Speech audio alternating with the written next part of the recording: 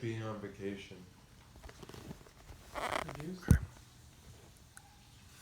Okay, so we are getting ready for none other than Pesach. Pesach is in a couple weeks. Welcome. You okay?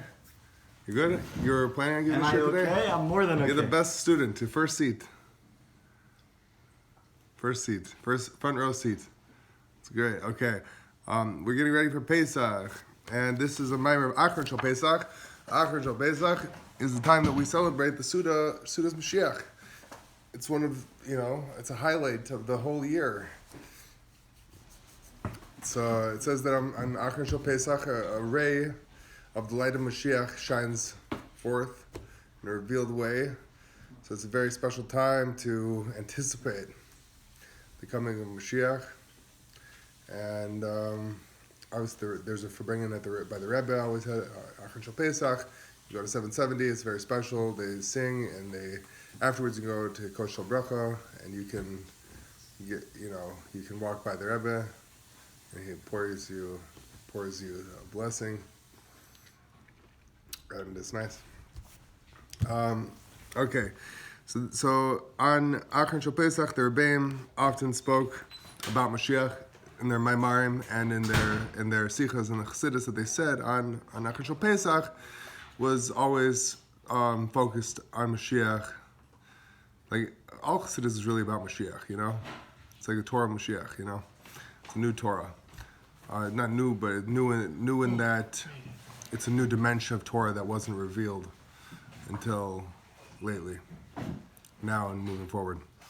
The Rebbe's Chassidus, obviously, it's Chassidus, it's Divrei Elokim Chaim. It's like transmission of godliness through the leader of the generation. Every generation is leader of the generation. Moses to Yeshua. Every single generation there was like the head of the generation. And we believe, and we know that the Rebbe is the leader of the generation.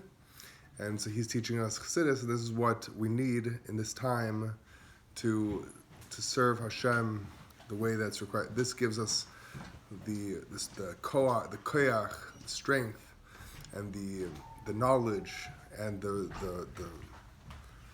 way to be able to serve Hashem in specifically now, in our time. We have what we need. We just have to utilize it.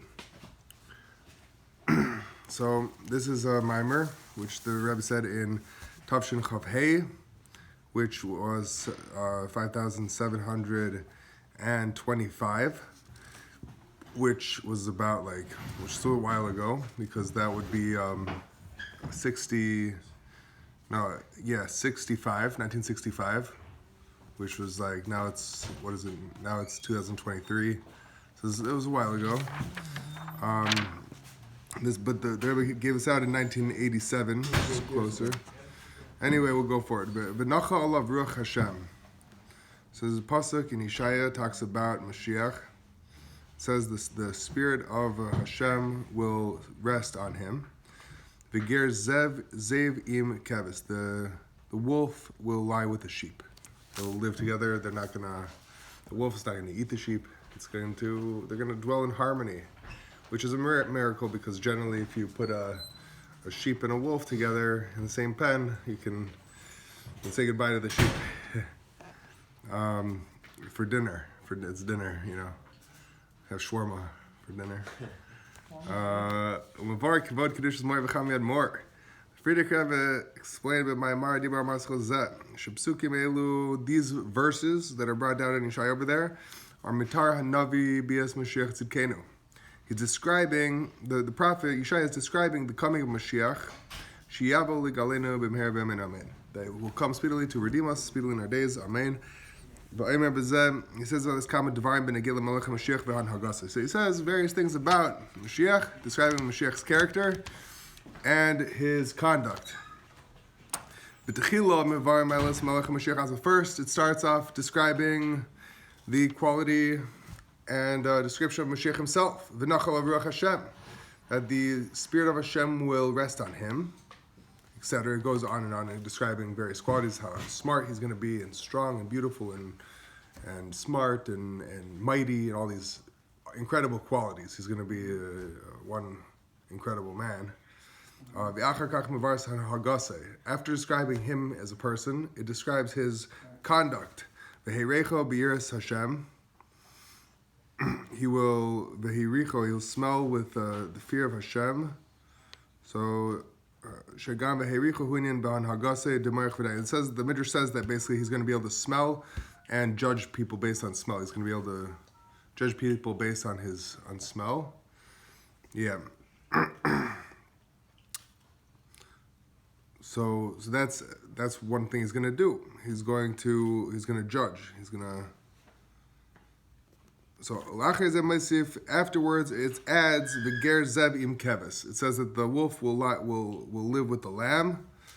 Shan hagas hamashiach, that the conduct of Mashiach tiyeh kazeh sheyipo, his conduct is going to be in such a way that it's going to affect a gili alakus bekol elam. His conduct is going to affect a revelation of godliness throughout the whole world. Lo rak besug hamedaber, not only among humans, there's going to be a revelation of godliness. But also with what? One second. Yes, it says among humans. It doesn't specify that Mashiach for sure is going to affect on the nations, because it says that just like by Shlomo Melech, the nations streamed to him, and like the Queen of Sheba went over to him, and there was a whole, it was a major event, right? And the reason why was because there was such a revelation of godliness, open revelation of godliness in those days, that actually drew the nations to come to Yerushalayim and to see and to benefit from its wisdom and to appreciate it. Same too, on a much more greater scale, it's going to be when Mashiach comes, because even by the times of Shlomo, it didn't affect all the nations totally. But when Mashiach comes, like the whole world is going to perceive godliness and they're not going to oppose it. There's not going to be any opposition of godliness. Everything is going to flow smoothly. So it says, not only is Mashiach's conduct going to affect among people that there's going to be a revelation of godliness, but also among the animals, as we see that the wolf is going to dwell with the lamb. So we see even by the animal world, there's going to be a revelation of godliness. And not only that, but even within the what we call the inanimate world, meaning like metals and rocks and stones and things that don't have any signs of, it's called inanimate, means it's called a domain, which means like it doesn't grow. It's an object, physical object that doesn't grow. Pretty much. It's like dirt and as the verse continues, the world will be filled with the knowledge of Hashem, meaning the world is going to be filled with the knowledge of Hashem. The world, the physical world, it's going to be filled with the knowledge of Hashem. So it talks about Mashiach as a person, what he does, and how what he does is actually going to affect a revelation of godliness among not only humans, not only animals, but the whole world is going to be filled with the knowledge of Hashem, revelation of godliness. There's going to be a all-encompassing revelation of godliness throughout the entire world. That's what Mashiach is part of his job description and part of his function, what he accomplishes. It continues, we have to understand the Mekavan, Shia Az Maleh Arz Deis Hashem. This is very kind of an interesting question. If the world is going to be filled with godliness, Lama Yitzchakul Melech, why are we going to need a king?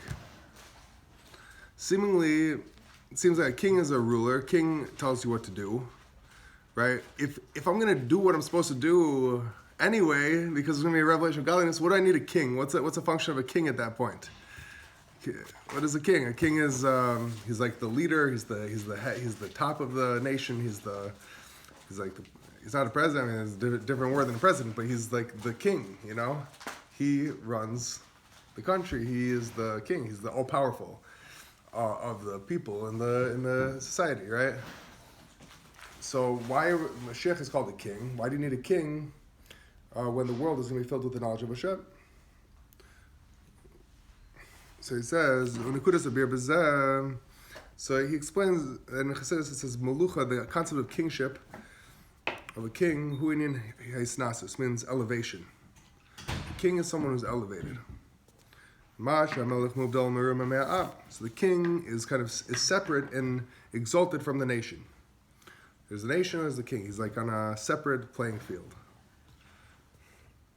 So that's concept number one. The king is separate and elevated from everybody else. That's still gonna be there when Mashiach, in the world of Mashiach, when the world is filled with knowledge of Hashem. There's gonna be this king who's separate and elevated. The commands of the king, seemingly you could think that it's a movement of closeness. The king is coming close to the nation. He's saying, please act according to my will. Because since the king is kind of like in a separate playing field, the fact that he's now relating to the nation he's showing that he's connected to them. It's a closeness, right? So on one hand, you could say, he could just be up in his palace and run around in the 10 stories and go swimming in the swimming pool, and I don't know what they have in king's palaces, but they're pretty amazing. And he can do what he wants, and he's on his own. But the fact that he tells them what to do, it gives a closeness to them. So he says, his commands, even though they can sometimes show an aspect of closeness. Nevertheless, even though they could show on a closeness, nevertheless, his commands are in a way of exaltation and separateness. He tells like in a command form, in a form of a decree, meaning you have to do this, and in that way, it's showing like his superiority over them and his that he is superior and he is telling them what to do. So that shows on a distance. He's not like explaining to you like, oh, he's going to explain soon. Okay, meaning what's the difference between that versus a close relationship? Meaning I'm telling you what to do. Meaning go take out the garbage, or like go do this. Go, somebody tells you what to do. It's like, he doesn't explain to you why to do it. He just says, you got to go do this. Go. Like, okay, yeah, you're telling me what to do, but like you're kind of just saying to do it. You're not telling me why. You're just saying do it. It's like he's kind of saying like he's on some level superior to you, and he's just telling you what to do, and you have to do it. So there's a dimension of separateness there, and and that he is exalted, and he is supreme. And you just have to do what he has to do. So it shows on separation, his commands. So he said, on one hand, he himself is on a separate playing field, and also the way he commands, even though you could see it as a way of closeness, really, it also shows on the separation between the king and the nation. So it says, not only is it the king and the way he commands, but also among the nation, the way the nation is. How? Why are they fulfilling the commandment of the king? It's not because they understand the reasons for his commandments. What is their motivation for fulfilling his commands is not because they necessarily understand his commands, but rather out of fear of the king. The Torah says, the Gemara says, that we're meant to have fear. When we talk about Hashem as king, so and he says that you have to make a king for yourself. And when it says that you have to make a king for yourself, it says, how do you make a king for yourself? You have to have the fear. You have to place the fear of him upon yourself. You have to like put it into your brain that there is a king and he is watching and he cares about how you're behaving, and you should act appropriately because the king can, your life is in the king's hands, really. That's how it works. So their fulfillment of the king's instructions is not in a way of, they don't necessarily understand it. If they understood it and they could like reason with him and be like, wow, okay, I get it, I understand this profound wisdom, and therefore I have an appreciation of why I'm doing this. So that's a closeness. But the fact that they're fulfilling his commands out of fear shows on also an aspect of separation. So basically, we're pointing out different elements of the separation between the king and the nation, both the king himself, the way he commands the people, and also the way that the people fulfill his command, which is out of fear, which also shows on the separation. V'nimtza shegam hashpa me'hamelech la'am hu be'efen de'isnasus ve'avdala. So we find in conclusion that the hashpa, the flow, the influence from the king to the nation, the way that the king relates to the nation and connects with them, is in a way of elevation and separation. King is a separate playing field. So there's the difference between the influence from a rav, a teacher, versus influence from a king. The influence from a rav, a rabbi, a scholar, a wise sage, the way he gives is by coming close. He gives out with closeness. How do we see him getting close? That he makes a tzimtzum in his mind. He is mitzamtzum his mind to the capabilities and capacity of the student. The Rav might be a big genius, and he might know the whole Talmud, and he might know the whole Likutei Sichos, and he might know the whole Chassidus, right? But he has a student in front of him who doesn't know it. So therefore, he has to come closer and to the student's understanding, and he has to explain it so the student can understand. In order for him to do that, he has to be mitzamtzem. We call mitzamtzem as a contract. He has to basically go out of his greater understanding and relate to a much smaller, much less expansive of an understanding in order to relate to the student. In a way that the student will comprehend the concept, right? If Einstein starts teaching you, if Einstein starts teaching you equals or MC square, you might get lost very fast, right? But you got to break it down to the basics. You got to understand where is the student holding, what can he understand, what can't he understand. You got to feed the baby what he could eat. You can't overfeed, or else it's not going to be good, right? You can't just stuff it in there real hard. Yeah. Okay. Your baby will die. Yeah. Okay.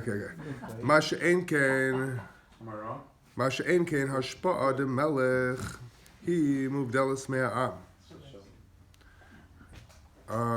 Not so the hashpa of a king, the flow forth from the king is separate from the nation. So we're just saying that the Rav, when he gives, it's in a way of closeness because he basically goes out of his understanding to come closer to the student's understanding to teach a student according to the student's capabilities. The king doesn't do that. The king just tells you what to do. He doesn't have to explain to you why. He doesn't owe me an explanation. Yeah. L'mayla me'aseichel shalom, higher than their understanding. So that's the difference between the giving of a rav versus the giving of a king. Now, v'ashorish, the beis inyanim elu, what's the root? What's like the spiritual root of these two concepts? The giving, the influence of from a sage versus or a teacher versus the influence from a king. Hugam b'Torah, we find it in Torah. Because within the Torah we see a similarity of these two concepts, these two modes of influence. Because within Torah, there's certain things in Torah that enclose themselves within the limitations and the of seichel, of intellect. Certain parts of Torah you can understand. But the essence of the Torah is beyond intellect. So that's why you see these two things. You see a part of the Torah, it went down and there's godliness which transcends intellect, when it clothed itself with the intellect so that we can understand it with our human brains. But the Torah itself is one with Hashem, who's beyond any kind of limitations, especially the limitations of intellect. So those are two modes. That's how we see these two examples of the influence of a rabbi versus the influence of a king in the Torah. The Torah, the way it's enclosed in intellect, and the Torah, the way it's higher than intellect. In the future, period, which is why we're learning this, because it's connected with Mashiach. He's Galu Shnei Inyanim. These two things will be revealed. These two things. Mashiach is called both the name of a teacher, and he's also called a king. I know that in addition to this, the Mashiach is going to teach Torah to all the Jewish people. And he's going to influence, he's going to give to the world a good understanding and knowledge in the secrets. The Pnimis HaTorah, he's going to teach us Pnimis HaTorah, we can understand it very well. He's going to teach, he's going to be a great teacher. He's going to be able to teach anybody. He's doing both. Right now we're saying he's going to be teaching. So according to that, that's why he's called a Rav. He's called a teacher. But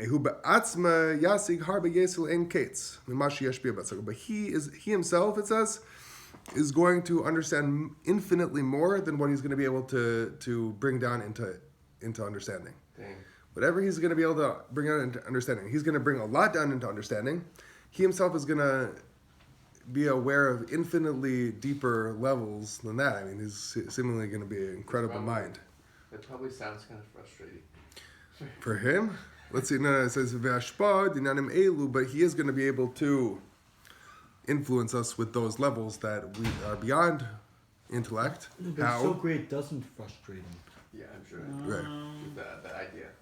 1 second. It's not going to frustrate because of what he's going to say right now. Elu tiyeh b'bechinas makif. He is going to influence with those levels, but it's going to be in a way of makif, meaning we're not going to understand it, but we are going to kind of feel it, and we're going to be encompassed by that that knowledge. Meaning, even though we're not going to understand it, I guess maybe by being in his presence, or just because he's going to be there, his influence is going to, the influence of his knowledge, his infinitely greater knowledge that is beyond us understanding, is going to affect us in a way of a makif. Similarly to the way that a king gives influence, meaning we're not going to understand it. You don't understand it, but you do it, right? Just like when you follow a king, it's like his fear is upon you, right?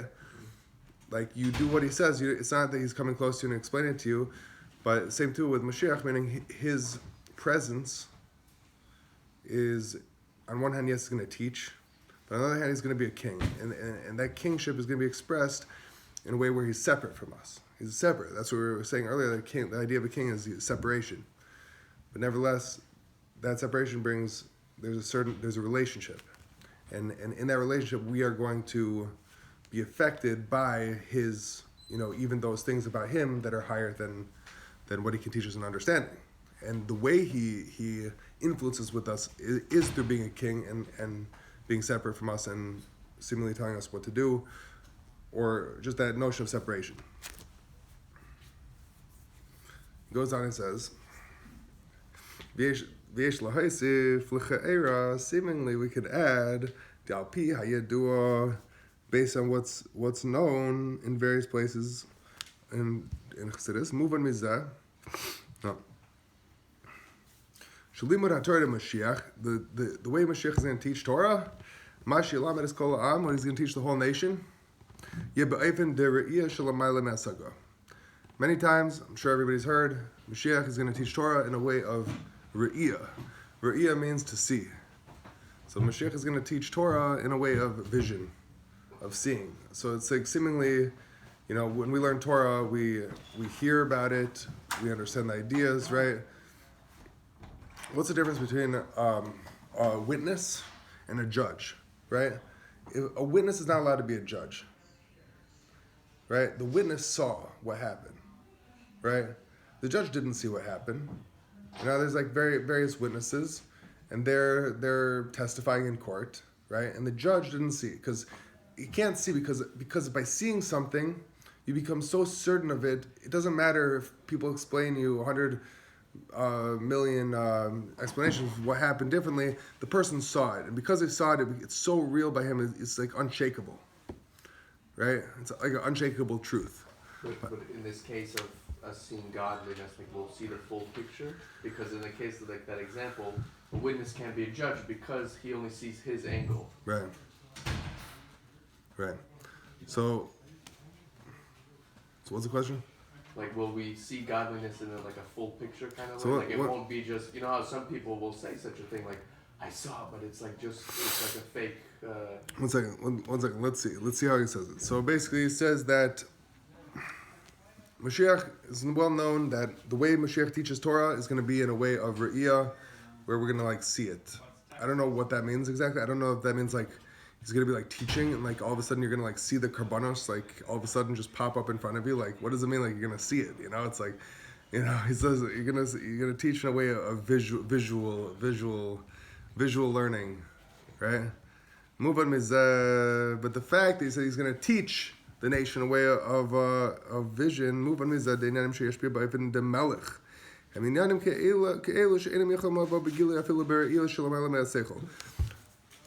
Mashiach has two modes. He has a mode of a teacher and a mode of a king. The mode of a teacher, he's going to teach us in a way of seeing, right?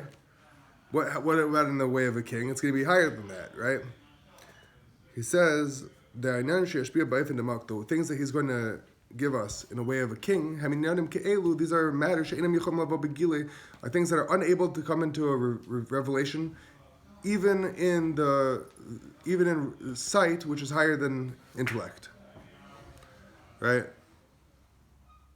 Meaning vision, learning in a way of vision, of seeing, is higher than learning through the intellect. So there's learning through the intellect and there's learning by seeing it. You see something, it's much easier to, right? It's like you can go and sit in the universe, in the wherever you learn, and say you want to learn about a computer program, let's say, right? So you go and you go in the textbook and you open it up, but it's not the same when somebody shows you on the computer. This is what you do, right?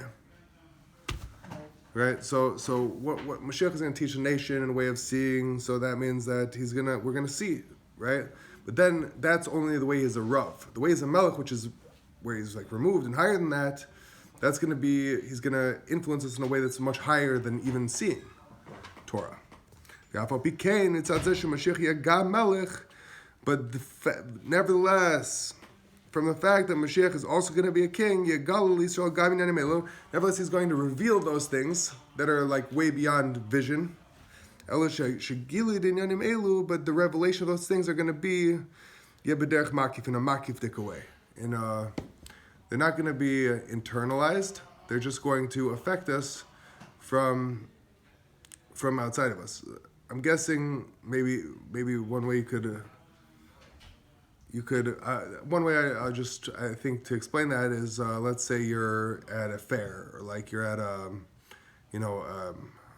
park, like amusement park, right? I mean, there's like things that you're thinking about, and things that you're feeling, and things that you're right and you're saying, and you're immediate. But then there's like the surroundings around you have an effect on you, right? So that's what I'm thinking, that maybe it could be that's what he means by it's going to affect you in a way of a makif. Makif meaning encompassing, meaning it's not going to be like, you're not going to like learn those deeper aspects of Torah. Certain aspects of deep chassidus you're going to internalize, and it's going to change your emotions, and it's going to change your intellect. But certain things are not going to be, but it's going to affect you from like without, like it's as if you're like walking, and it's like just having an effect on you just because you're in the presence. Yeah. Okay. Beautiful. So I was thinking, in answer to your question, when you see something, That was fantastic. don't necessarily